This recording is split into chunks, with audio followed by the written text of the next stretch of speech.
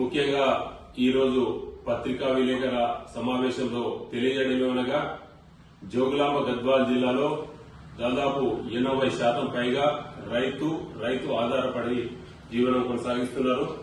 దానికి తెలంగాణ రాష్ట్రానికి పలు పర్యాయాలు ఇక్కడ అగ్రికల్చర్ కాలేజీ ఏర్పాటు చేయాలని వివిధ రూపాల్లో డిమాండ్ చేయడం జరిగింది.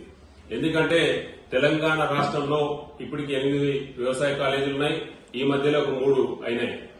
అదేవిధంగా మా యొక్క జోగులాంబ గద్వాల్ జిల్లాలో అన్ని అర్హతలున్నాయి.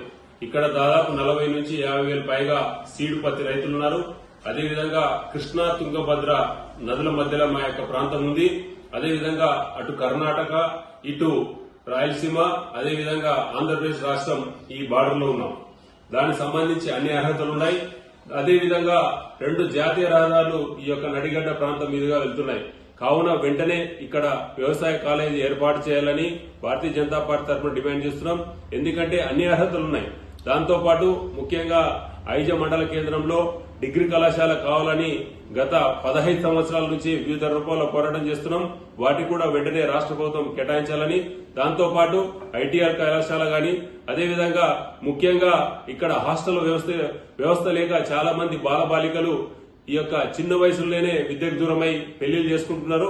వెంటనే హాస్టల్ సౌకర్యం కూడా కల్పించాలని భారతీయ జనతా పార్టీ తరఫున డిమాండ్ చేస్తున్నాం.